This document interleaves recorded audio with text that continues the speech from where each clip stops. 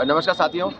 अभी जो 2024 के इलेक्शन के मद्देनज़र जो जितनी चर्चाएं चल रही है पॉलिटिकली जो और सोशली और तमाम सामाजिक लेवल पे जितनी चर्चाएं चल रही है कि इस समय 2024 के इलेक्शन के अंदर होगा क्या, बेसिकली बहुत ज़्यादा रुझान जो अलग अलग पार्टी वाले अपनी अपनी बात कहते हैं, सभी पार्टी वाले अपनी बात कहने की कोशिश करते हैं कि कोई कांग्रेस के लोग कहते हैं कि कांग्रेस की सत्ता आएगी, कुछ लोग कहते हैं गठबंधन की सरकार आएगी, कुछ लोग कहते हैं कि बीजेपी की सरकार आएगी।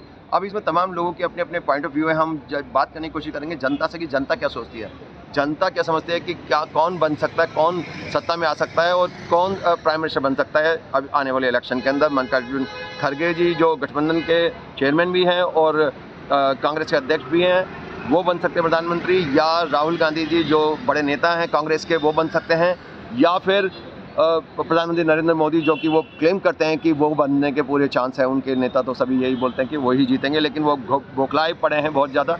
जनता के अंदर चर्चा है कि 150 से 200 के करीब सीटें आने के चांस है बीजेपी के, उससे ज़्यादा सीटें नहीं आएंगी। इसीलिए वो बौखला के वो तमिलनाडु और उड़ीसा और वेस्ट बंगाल और केरला वगैरह तमाम जगह पे विवाद और दूसरी चीज़ें पॉलिटिसाइज करने की इश्यूज़ को कोशिश कर रहे हैं और वो वहाँ पे रुझान कर रहे हैं बार बार जाके उसमें तमिलनाडु वगैरह में कि कुछ सीटें इधर उधर से निकल आए इनकी। तो जो नॉर्थ के अंदर एंटी इनकम्बेंसी की वजह से जो कुछ गड़बड़ या कुछ कम होने की सीटों के चांस है वो उसकी भरपाई हो पाए साउथ इंडिया के अंदर, तो वो भी अपनी एक प्लान के मद्देनजर कर रहे हैं। हम जनता से बात करने की कोशिश करेंगे कि जनता क्या कहती है इसके बारे में। आइए जनता से बात करते हैं।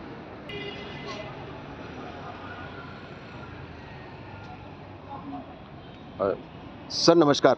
नमस्कार। सर आपका नाम? सर मेरा नाम देवेंद्र वत्सयायन है। सर मुझे एक बात बताइए कि इस समय जो जैसा पॉलिटिकल रुझान जो जिस तरह का चल रहा है, जनता तमाम अटकलें लगाई जा रही है जनता के बीच भी कि कौन सत्ता के अंदर आ सकता है 2024 के अंदर। आपको क्या लगता है सर, कौन सी पार्टी के कितने परसेंट चांसेस है अलग अलग राज्यों के हिसाब से? आप बताने की कोशिश करें प्लीज़। अभी कुछ दिन पहले तक ऐसा लग रहा था कि जो इंडिया गठबंधन है बिगड़ता जा रहा है, लेकिन अब धीरे धीरे जिस तरीके से वो सारे लोग इकट्ठा होते जा रहे हैं उससे कुछ समीकरण बदला है।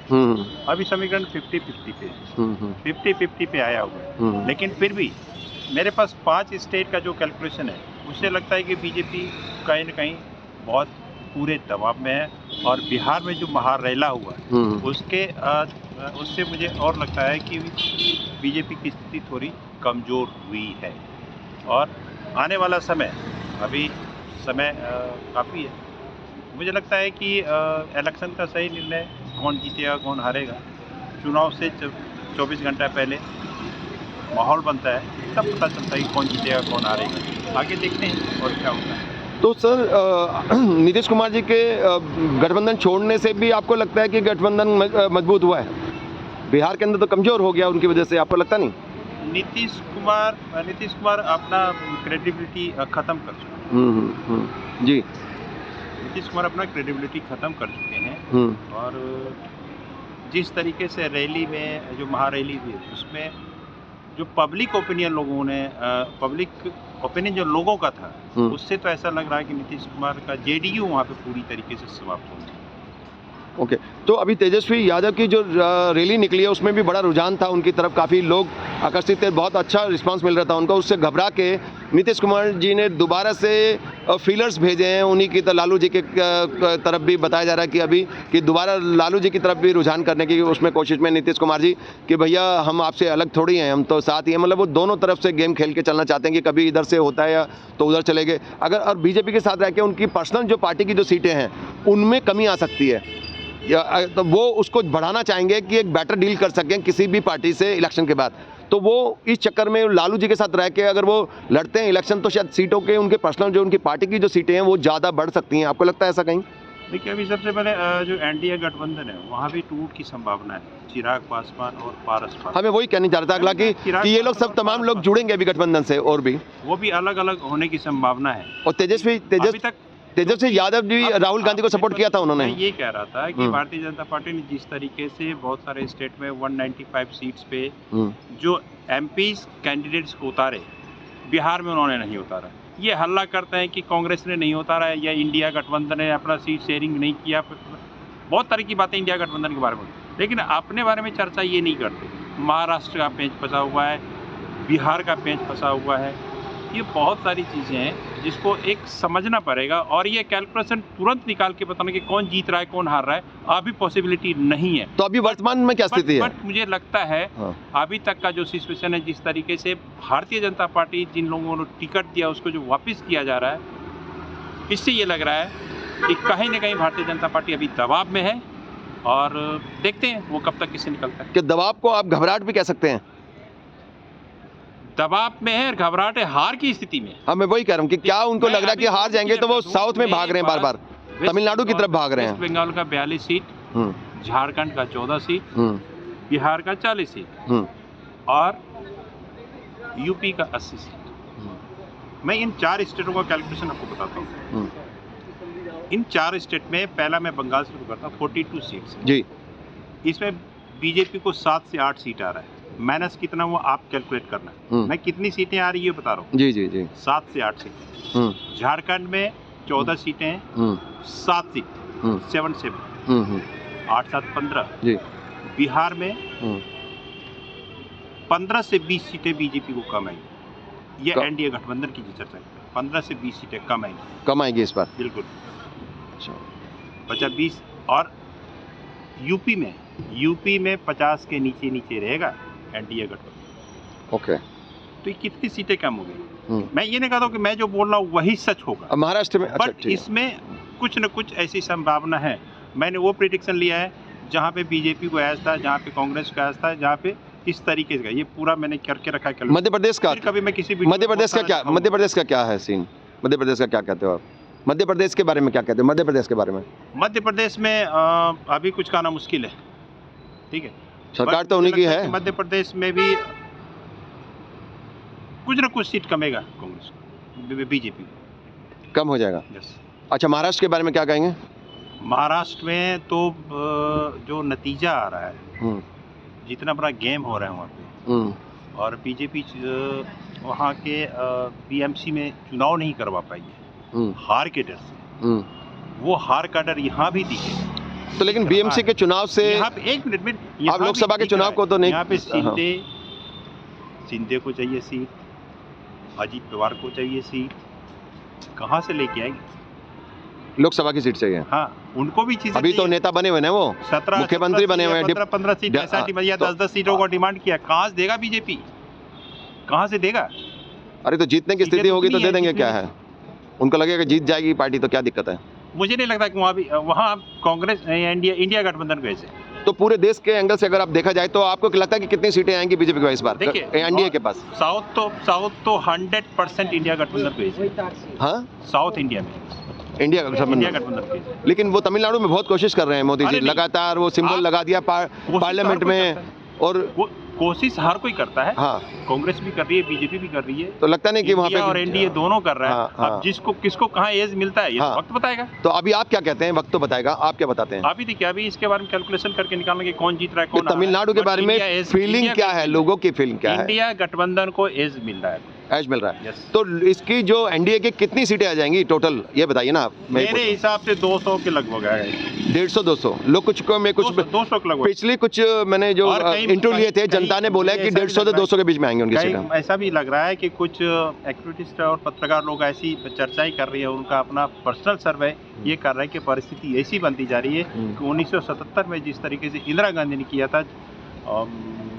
इमरजेंसी लगाया था, उसके बाद जो इलेक्शन का रिजल्ट आया था, कहीं वैसा ना हो जाए। तो लेकिन अनऑफिशियल तो जनता बोल ही रही है, अनऑफिशियल तो इमरजेंसी लगाई रखी है। देखी नहीं, अनऑफिशियल तो इमरजेंसी लगी हुई है ऑलरेडी यहाँ पे। जैसे पत्रकार महानुभाव जो पूरे हिंदुस्तान का दौरा करके एक रिपोर्ट तैयार करता है, उनकी भाषा में ये कहा जा सकता है कि कुछ लोग ऐसे भी आशंका जता रहे हैं कि कहीं ऐसा ना हो कि 1977 वाला सिचुएशन रिपीट हो जाए। और ये भी कह रहे हैं कि कहीं ना कहीं इतिहास दोहराता है, इस चीज को भी चरितार्थ करता है, इस चीज को भी सही करता है। लेकिन अनऑफिशियल इमरजेंसी तो लगी हुई है भैया, बहुत समय तक किसी को बोलने कहाँ दिया जा रहा है, पत्रकारों को उठा के पैक करा जा रहा है। कितने युद्ध के मैदान में, आपने बहुत वॉर के अंदर भी नहीं रोकते पत्रकारों को, और अभी यहाँ पे इलेक्शन अभी शुरू नहीं हुआ है, उससे पहले पत्रकारों को भगाया जा रहा है, किसी को अलाउड नहीं है, पुलिस नहीं। सवाल है, आपने अच्छा याद दिला दिया। मैं चाह रहा था कि किसी यूट्यूबर चैनल पे मैं इसकी चर्चा करूं। जी बताएं। ये लोगों ने ये वहाँ पे बीजेपी गुंडों ने ये शुरू कर दिया है कि जितने भी बीजेपी समर्थित यूट्यूबर्स हैं उसको वीडियो बनाने दिया जा रहा है। हाँ। अदर पार्टीज के यूट्यूबर्स को वहां से मार पीट के भगाया जा रहा है। ये सबसे बड़ी हमारे लिए। और पुलिस की भी हेल्प ले रहे हैं उसके अंदर वो। ये बहुत अब पुलिस उन्हीं के फेवर में बोल रही है। पुलिस भी उनके फेवर में बोल रही है। वही तो कह रहे हैं, पूरे पुलिस भी दबाव में है, पुलिस भी इसको सपोर्ट कर रही है। ये गलत चीज है। ये डेमोक्रेसी की हत्या हो रही है, तो इमरजेंसी तो लगा रखी है उन्होंने अनऑफिशियली। बोलने की आजादी हर किसी को होनी चाहिए। जीत हार तो होता रहता है, बिल्कुल जीत हार होता रहता है, बोलने की आजादी हर किसी को होनी। इन्होंने वही छीन रखी जनता से, बोलने नहीं देते। समर्थित यूट्यूबर्स को आप बोलने देंगे, बाकी किसी को नहीं बोलने देंगे। ये मैं कड़ी निंदा करता हूँ और दिल्ली पुलिस प्रशासन से मांग करता हूँ कि इसके ऊपर कुछ न कुछ एक्शन लिया जाए। एक्शन हमने कंप्लेंट करी उनको, पुलिस को बोले तो पुलिस वाले बोले कि तुम यहाँ पे क्यों आते हो, तुम ही मत आओ, तुमने यहाँ पे रजिस्ट्रेशन करा रखी है, तुमने यहाँ पे पट्टा लिखा रखा है। उल्टे जवाब देने लगे जब हमने बोला कि जान से मारने की धमकी दे रहे हैं बीजेपी के लोग, तो उल्टा वो हमें पे चढ़ गए पुलिस वाले, कह रहे यहाँ आने की जरूरत नहीं है। मैं कहा उनको नहीं रोक रहे आप, जो क्रिमिनल लोग हैं, गुंडे लोग हैं, शराब के नशे में आए हुए हैं, लोगों पे, पत्रकारों पे हमला कर रहे हैं, लोगों को बोलने नहीं दिया जा रहा है, उन पे हमला कर रहे हैं। और शराब के नशे के अंदर वो आते हैं लोग और साफ ओपन चल रहा है वहाँ गुंडागर्दी, और पुलिस को बोलते हैं तो पुलिस हमें धमका रही है। तो अब इसके बारे में क्या बोले? दिल्ली पुलिस को मैंने रिक्वेस्ट किया है। अब रिक्वेस्ट सिर्फ मेरे करने से नहीं होगा, मेरे साथ साथ और भी काफी। वो तो दिल्ली पुलिस बोल देगी हमारे को प्रेशर है ऊपर सरकार का, हम क्या करें? ये प्रशासन के हाथ में। हाँ। वो अब किस तरीके से इसको टैकल करते हैं, हमारा काम था, हमने कह दिया। आगे देखते हैं क्या है। जी ठीक है, एक सेकंड आप जी आप ये बने रहिए यहाँ पे। जी सर नमस्कार जी, आपका नाम सर? मोहम्मद अकरम जी। आप बताएंगे क्या है इस समय सिचुएशन पूरे देश के अंदर पॉलिटिकल जो में? तो हम तो यही सोच रहे हैं कि जब नीतीश कुमार 2 साल तक इंडिया गठबंधन को सपोर्ट किया, और कैसे इंडिया गठबंधन जब तक टूट रही थी, कैसे नीतीश कुमार इंडिया गठबंधन से निकला, उसे इंडिया गठबंधन मजबूत होती चली गई। अच्छा, उनके जाने से मजबूत हुई आपके हिसाब से? आपको चैनल से खुली बोलता हूँ, यदि इंडिया गठबंधन को नीतीश कुमार छोड़ा, वो दिन से नीतीश इंडिया गठबंधन मजबूत होती चली गई। तो क्या वो कमजोर कड़ी थी वहाँ पे? कमजोर हाँ। इसके नीतीश कुमार पीएम का चेहरा बन रहे थे, और वो विपक्ष उसको चुने रहे थे, विपक्ष उसको चुने रहे थे कि हम इसको पीएम बनाए।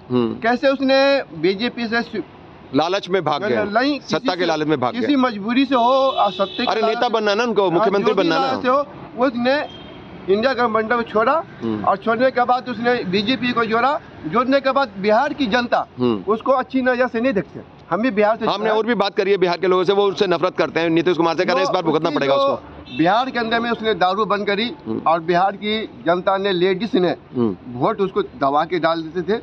10 साल बिहार के अंदर में अच्छी सीएम बनाए उसको। उसके हिसाब से जब उसने बार बार पलटू मारने लगा, तो वहाँ से जेंट्स से ज़्यादा लेडीज अब उससे नफरत करती है। तो पूरे देश के हिसाब से क्या कहते हैं, बिहार में कितनी सीट आ जाएगी बीजेपी की? बीजेपी के मुश्किल से 10 या 12 सीट आएंगी बीजेपी की बिहार में बस। और यूपी में? यूपी में वही आपको 30, 35 या 40 पकड़ लीजिए, 40 सीट आ जाएंगी इनकी। अच्छा, उम्मीद है। अच्छा ठीक, पूरी ये नहीं कह सकते कि राम मंदिर की वजह से। हाँ, प्रधानमंत्री दौरा ज्यादा करते हैं राम मंदिर की वजह से, मंदिर की वजह से लगता है। सबसे वहाँ मुद्दा यूपी का हो गया राम मंदिर मस्जिद, वो मंदिर का मंदिर। अब वहाँ पर एक पीएम भी है, एक सीएम भी है। पीएम है सेंटर में, और वो है स्टेट में, दोनों का चेहरा है। दोनों अपना दौरा कर रहे हैं कि हम राम कांग्रेस 70 साल में मंदिर नहीं बनाया, हमने बना दिया। हम 70 साल में 370 हटा दिए। तो बाकी राज्यों में कैसा लगता है आपको? मध्य प्रदेश में क्या लगता है आपको? मध्य प्रदेश में है कि वहाँ कोई ठीक नहीं है कि सरकार कभी जाएगी। वहाँ भी उसकी जो पहले का सीएम था उसको कोई पोस्ट नहीं दिया, वो तो पहले मना करते कि हम चुनाव नहीं लड़ेंगे। आप भी आपके चैनल से ही, आपको भी आप चैनल चला रहे हैं, तो उसको पहले मना कर दिया था कि हम ऐसे 20 दिन पहले कि हम चुनाव नहीं लड़ेंगे। ओके, तो कितनी सीटें आ जाएंगी बीजेपी की उसमें मध्य प्रदेश में? मध्य प्रदेश का मतलब है कि वो धुआं भी हो सकता है, तो 50-50 हो जाएगी, नहीं तो कम आ सकती बीजेपी। कितने के करीब आ जाएंगी सीटें टोटल? 10-12 या 4 या 5। 4-5 या 10-12? 3 स्टेट में। मैं सिर्फ मध्य प्रदेश की बात कर रहा हूँ, अभी एक एक करके पूछेंगे आपसे। ये जो 4, इसलिए कि जनता पूरी। कितनी सीट आ जाएंगी? मुश्किल से 4-5 सीट आएगी वहाँ से, बस 5 सीट। साउथ में तो एक भी सीट नहीं आएगी उसकी है, साउथ के अंदर में तो सीट भी नहीं आएगी। अच्छा, वो हम अभी साउथ में जाते हैं। राजस्थान में कितनी लगती है आपको सीट आने की? राजस्थान में देखो, राजस्थान में तो सीट तो वहाँ है, तो बोलवाला सरकार भी है बीजेपी की, सरकार तो है राजस्थान में बीजेपी की। इस हिसाब से अभी जनता लेकिन राज्यों के मुद्दे अलग होते हैं, लोकसभा के मुद्दे अलग होते हैं, तो उसके हिसाब से देख के बोलिए आप, सरकार से क्या फर्क पड़ता है उसमें? कैसे नहीं, पिछली बार कई जगहों पे सरकार दूसरी पार्टी की थी, फिर भी बीजेपी को वोट दिया था लोगों ने। वही तो कह रहा हूँ, तो ये मत बोलिए कि सरकार बीजेपी की। तो ये कैलकुलेशन नहीं चलेगा। आप कहते हैं कि बीजेपी की सरकार थी फिर भी नहीं, मैंने कहा कि राज्य में दूसरी पार्टियों की राज्य, मैंने एक पार्टी का नाम नहीं लिया, मैंने सिर्फ कांग्रेस का नाम नहीं लिया, मैंने कहा दूसरी पार्टियों की सरकार होने के बावजूद भी उसको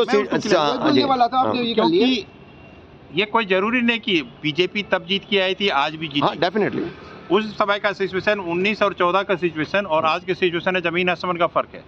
अभी मैटर है अग्निवीर, अपने 2.5 लाख सैनिकों का return test, medical test, physical test, सारा टेस्ट कराने के बाद आप उसको नौकरी को कैंसिल करते हैं। अभी मेन कहा जाएगा देश के सामने कौन कौन से मेन मुद्दे हैं जिसकी वजह से बीजेपी के वोट बैंक को सेंध लग सकती है या कम हो सकते हैं उनकी सीटें? पब्लिक मेन मुद्दे चाहती है। मेन मुद्दे जैसे कौन से? शिक्षा, बेरोजगारी, महंगाई, रोजगार, भ्रष्टाचार, ये सब ऐसे मुद्दे हैं कि महिलाओं के खिलाफ अपराध भी बहुत बड़ा मुद्दा है, जमीन पे दिखते। अभी सबसे बड़ा इलेक्ट्रोल बॉन्ड का आया हुआ है। अच्छा, उसमें तो राम मंदिर आपको लगता है कि इन तमाम मुद्दों पे हावी हो सकता है क्या? बॉन्ड पे आया, हाँ। जिसमें से SBI ने बोला कि मैं अभी नहीं दे सकता 30 जून तक, तब तक इलेक्शन हो जाएगा, सारा चीज निपटा, दूसरी सरकार आ जाएगी, चाहे जिससे किसी। तो आपको लगता है मैनिपुलेटेड है सारा कुछ गेम? ये मैनिपुलेटेड है ना। अच्छा, पॉलिटिकल मैनिपुलेटेड। अच्छा, आप तो लोकतंत्र को, या जो संविधान की चीज जो आपने सुप्रीम कोर्ट ने जो कहा, आप उसका उल्लंघन कर रहे हैं, ये गलत चीज मतलब उसको रोक, ये मैसेज सीधा जनता के पास जा रहा है। डिले करने का मतलब ये पॉलिटिकल टैक्टिक्स है कि इलेक्शन तक रोक दो किसी भी तरह, उसके बाद देखते हैं क्या कहानी है। अच्छा, तो अच्छा दूसरी तरफ आप ये इस समय जो रुझान है टोटल ओवरऑल, आपको लगता है कौन से मुद्दे हावी हो सकते हैं इन मुद्दों के ऊपर? क्या राम मंदिर का मुद्दा हावी हो सकता है, बीजेपी को फेवर हो सकता है?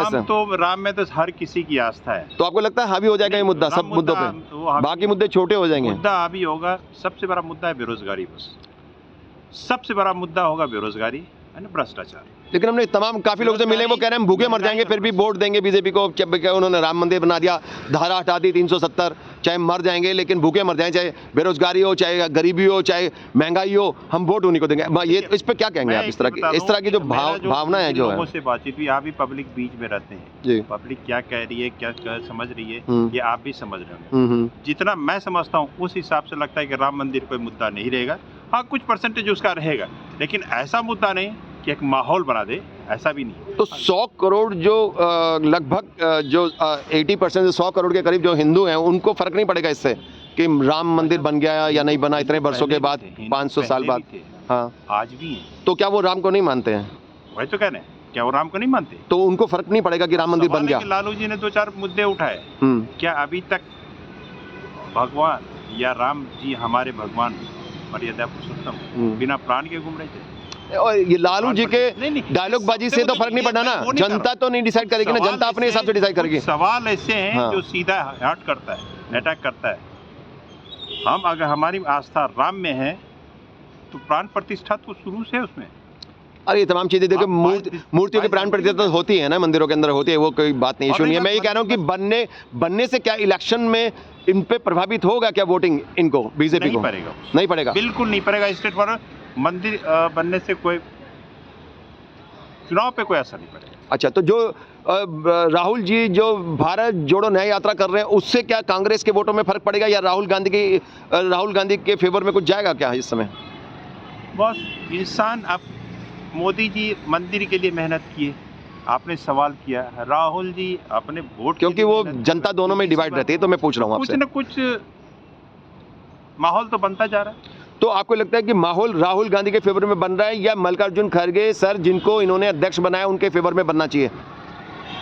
मल्लिकार्जुन खड़गे, मुझे लगता है कि राहुल गांधी प्रधानमंत्री बनने वाले हैं नहीं। तो फिर क्यों कर रहे हैं वो यात्रा क्यों कर रहे हैं? करना भी चाहिए उनको, जब आपने अध्यक्ष बनाया तो उनको इज्जत तो दो। हाँ, वही कह रहा हूँ, राहुल गांधी मल्लिकार्जुन खड़गे तो वो तो अपनी यात्रा तो रोक ही नहीं रहे हैं, तो कहाँ रोक रहे हो यात्रा? हर जगह राहुल गांधी का नया यात्रा क्यों नहीं बने सकते? तो एक तरफ आपने मंत्री क्यों नहीं बनेंगे? तो मैं वही पूछ रहा हूँ कि क्या है आपका मतलब ये इस बारे में आइडिया कि एक तरफ राहुल जी यात्रा भी कर रहे हैं, दूसरी तरफ उनको अध्यक्ष भी बनाया गठबंधन का मल्लिकार्जुन खड़गे सर को, और उनके बाद में गठबंधन का चेयरमैन भी बनाया, उसके बावजूद भी यात्रा करने का क्या लॉजिक है? ये जनता को तो गलत मैसेज जा रहा है ना कांग्रेस के बारे में, राहुल जी के बारे में गलत मैसेज जा रहा है। गांधी का जो अभी स्टेटस है ना, वो एक PM के स्टेटस से ऊपर उठ गया, इनसे भी ऊपर उठ गया। उनको प्रधानमंत्री नहीं बनना, पद की लालसा नहीं है। नहीं है। सोनिया गांधी ने पहले ही सर्टिफिकेट, लात उनको बोलो सर्टिफिकेट दे देना, पहले ही लात तो सर्टिफिकेट दिलवा दीजिए राहुल गांधी से कि भैया मैं कभी जिंदगी में प्रधानमंत्री नहीं बनना चाहता, सर्टिफिकेट पे लिखवा। आपने बोला ना, अभी बोला उससे ऊपर उठ गए वो। अरे यार, ये कोई मतलब अभी बोला अपने ऊपर उठ गए, तो फिर है ना लालसा। उसको प्रधानमंत्री पद की लालसा नहीं है, तो मैं वही तो एफिडेविट दे दो ना कि नहीं है मेरे को लालसा। क्यों सर्टिफिकेट क्यों दूंगा? जनता को दो, कोर्ट में जमा करा दो, सर्टिफिकेट कांग्रेस इलेक्शन कमीशन को दे दो, सर्टिफिकेट बीजेपी बांटती है उसको दो। अरे ये कोई बात, आप उन पर दे दीजिए कि नहीं बनना चाहते राहुल जी। अरे बेकार की बात कर रहे, जनता गुमराह कर रहे हो। गांधी पहले ही बोल दिया था, बोलने से क्या होता है, कर्म तो देखिए एक्शन। हमको कोई पोस्ट नहीं चाहिए, तो क्यों कर रहे हैं यात्रा?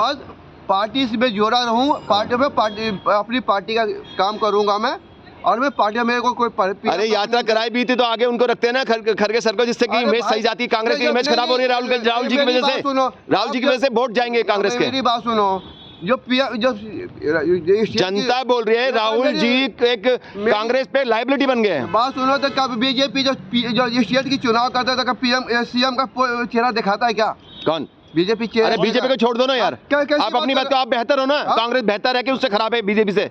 बेहतर है ना, तो बेहतर करो ना फिर। बेहतर करो ना। जनता चुनी थी ना, बिग पास चुना था लगे खड़गे पीएम बनने का। अरे तो वही तो बोल रहे हैं कि जब उनको आपने अध्यक्ष बना दिया, चेयरमैन भी बना दिया गठबंधन का, फिर उसके बाद में आप अपनी यात्रा क्यों कर रहे हैं? अपने आप को ग्लोरीफाई क्यों कर रहे हैं? मैं ये कर रहा हूँ, सेल्फ ग्लोरिफिकेशन क्यों हो रहा है? ममता बनर्जी, केजरीवाल और भी बोल दिया था कि भाई पीएम का चेहरा खड़के साहब रहेंगे। तो भाई जब सबने ही बोल दिया तो फिर यात्रा करके आप अपना ढोर बडीरा अपने मालाएं डाल रहे हैं, ये कर रहे हैं, अपने को आगे क्यों बढ़ा रहे हैं? वो अपनी पीएम के लिए नहीं, तो किस लिए कर रहे हैं? अपनी पार्टी को बचाने के लिए। अच्छा, बचाने के, डूब रही है उनकी पार्टी डूब रही थी, अब बचा बहुत देखो अभी यात्रा करने से बच जाएगी। क्यों कितने बचेगी? बच गई। क्या बात कर रहे हैं अभी? देखिए वो कह रहे हैं डूब रही थी इसलिए यात्रा कर रहे हैं। मुझे लगता है कि मुझे तुमको भी ये साबित करना पड़ेगा। मेरे पे अटैक मत कीजिए, आप बात कीजिए, सिर्फ मुद्दों पे बात कीजिए, पत्रकार पे अटैक मत कीजिए। ये कांग्रेस बीजेपी दोनों एक जैसे हैं। आप लोग है ना पत्रकार पे हमला करने देते हैं, आप मुद्दों पे बात करो ना यार। आप फालतू की है बस। ये देश के सामने मुद्दा कि प्रधानमंत्री कौन बनना चाहिए? मुद्दों की बात करो ना। मुद्दों की तो बात कर रहे हैं भाई, कौन बनना चाहिए प्रधानमंत्री? राहुल गांधी बनते क्या नहीं बनते, या उनके लायक हैं कि नहीं, ये जनता तो बात करेंगे। राहुल गांधी के इस देश में करोड़ों लोग पढ़े लिखे हैं, क्या सब प्रधानमंत्री बन जाएंगे? कितना पैसा खर्चा करवाया? ये करोड़ों रुपए खर्चा करवाया, उसमें तो देश का बहुत बड़ा भला हो जाता। नहीं, आप ये अपने मुद्दे पे बात कीजिए। कोई हम गलत बात कर रहे हैं, पूछ रहे हैं आपसे, चर्चा करो। मुद्दा नहीं है ये। देश के सामने प्रधानमंत्री कौन बनेगा मुद्दा नहीं है, बात करो, नहीं तो खत्म करो। देश के सामने प्रधानमंत्री बनेगा मुद्दा नहीं है। अच्छा ठीक है, ओके। आप प्रधानमंत्री वो बनेगा, हाँ, मर्जी है जिसको देश के लिए लायक हो, है ना, लायक होगा तो फिर जनता ही डिसाइड करेगी। ये बताइए टोटल कितनी सीट आ जाएंगी बीजेपी की पूरे देश के अंदर? 150 से 200 तक आएगी। 150 से 270 तक टोटल? अच्छा एक सेकंड में अभी तो आपको कितनी लगती है पूरे देश के अंदर? 5 राज्यों के अंदर जो मेन जो पॉपुलेटेड जो राज्य हैं, जो उत्तर प्रदेश है और मध्य प्रदेश है, महाराष्ट्र है और भी जो राजस्थान है और बिहार है, तो इनमें 5 राज्यों में 240 से 250 के पूरे देश के अंदर। अच्छा, तो प्रधानमंत्री किसको बनना चाहिए आपके साथ? मल्लिकार्जुन खड़गे सर को बनना चाहिए, नरेंद्र मोदी को बनना चाहिए, राहुल जी को बनना चाहिए, कौन बनना चाहिए? नहीं, राहुल बाबा में बुराई क्या है? नहीं, बुराई की बात नहीं, बिन में तीनों में से कौन बनना चाहिए आप ये बताओ, अपनी बात कह दो, कोई बात नहीं। राहुल को बनना चाहिए। मतलब एक मौका मिलना चाहिए, बदलाव का मौका है। बदलाव में तो 150 करोड़ लोग हैं, क्या उनमें से क्या राहुल से बेहतर कोई नहीं है बनना इस देश में? राहुल से बेहतर कौन है? आप ये कौन है? आप ये कह रहे हैं कौन है? केजरीवाल आ जाए तो केजरीवाल आउट क्या आएगा? ऑलरेडी है वो, ऑलरेडी है नहीं क्या? ऑलरेडी है नहीं वो, समझो क्या समझाएंगे आप? आप कह रहे उठ के आ जाए, उठ के आए वो? मतलब गुंडागर्दी चल रही है देश में कि बीजेपी और कांग्रेस का राज चलता रहेगा 90 साल तक? नहीं तो कोई दूसरा नेता उठ के आ गया, कोई नेता बनने नहीं दोगे, आगे नहीं आने दोगे, उसको उठा के अंदर कर देंगे। बोलिए, आप क्या कांग्रेस बीजेपी करेंगे? तो आपने आगे करा किसी को? आप आगे करो चौथा, बताइए। तो बोल तो रहे, अगर कांग्रेस, अगर बीजेपी, सुनिए, अगर बीजेपी, सुनिए, अगर मोदी राहुल इधर मुंह करके बात किया सर, अगर मोदी राहुल गांधी के अलावा कोई तीसरा चेहरा चुनने की कोशिश करे, अगर आप लाओ तो सही ऑल्टरनेटिव। अगर खड़गे सर को अगर लाए हो आप, तो उनको आगे तो करो, यात्रा में उनका आगे चेहरा करो, पीछे रहो। अगर अपनी नेतागिरी नहीं करनी तो फिर आप उनको अध्यक्ष भी बना रहे हो, फिर नेतागिरी भी अपनी चमकानी है, हर राहुल, फिर फायदा क्या? इसका मतलब चाल चल रहे हैं जनता से। आप एक चेहरा आगे करके सत्ता में आ जाएंगे, फिर उसके बाद में बोल देंगे राहुल को प्रधानमंत्री बनाओ। ये गलत है बात। आप बात सुनो जी, सुनाइए। अमेरिका में क्या होता है? अमेरिका छोड़ दीजिए, इंडिया की बात कीजिए, इंडिया की बात कीजिए सर, इंडिया की बात कीजिए। वो टॉक अबाउट इंडिया, मोदी है सर, इंडिया की बात कीजिए। वो वहाँ का ट्रम्प है, और ट्रम्प नहीं, अरे किसी से कंपेयर मत कीजिए, आप ये बताइए इंडिया की बात कीजिए। इवेंट करता है, आप मोदी इवेंट करता है। तो ये भारत न्याय जोड़ो यात्रा क्या हो रही है? उससे बड़ा भारत जोड़ो यात्रा इवेंट नहीं है, वो बहुत आप बड़ा जगह event जगह है। गरीबों के साथ फोटो खिंचवाए जा रहे हैं, कभी किसी लड़की के साथ फोटो खिंचवाई, वो इवेंट नहीं है। बहुत सिर्फ बड़ा एक इवेंट तो सारे नेता, इवेंट तो सारे नेता कर रहे हैं ना सर। एक बीजेपी जाके बंगाल में गरीब के घर में 15 के घर में खाना खा लिया तो वो अच्छा है। आप जानते हो ना कि सारे पार्टी के करते हैं ऐसे। राहुल गांधी पैसे दे के खाया था ना खाना, अमित शाह जाके खा के खाना खाया। भारत जोड़ो यात्रा के दौरान पैसे दे के खाया था ना गरीब आदमी के घर में पैसा। नहीं, खुद बोला, कांग्रेस के लोगों ने खुद बोला हम पैसे दिए थे उसको। अरे कांग्रेस के नेताओं ने खुद कहा कि पैसे दिए थे। ये झूठ है। करके बैठा अरे गरीब के घर में पैसे दिए। बंगाल के अंदर में अमित शाह चलिए, आपको पता नहीं है। एक पैसा दे के उसका घर सही करवाया। राहुल जी के कांग्रेस बना खाना कहाँ पे बना? खाना दूसरे के घर से बन के आया। बोलो। वो उसने भी शुद्ध होटल खाना से नहीं बना, वो भी होटल से नहीं है, अरे शुद्ध खाना बन के आया दूसरे। ठीक है सर, तो ये बताइए कि 150 से हाँ। कितनी सीट आएंगी बीजेपी की? हैं? तो इलेक्शन में 2024 में कितनी सीट आपको आएंगी? बोला ना 240 से 250 के बीच। ठीक है, फिर आप लड़ते रहिए बाकी आपस के अंदर। ठीक है, धन्यवाद, बहुत बहुत शुक्रिया आपका, थैंक यू सो मच। आप कहाँ से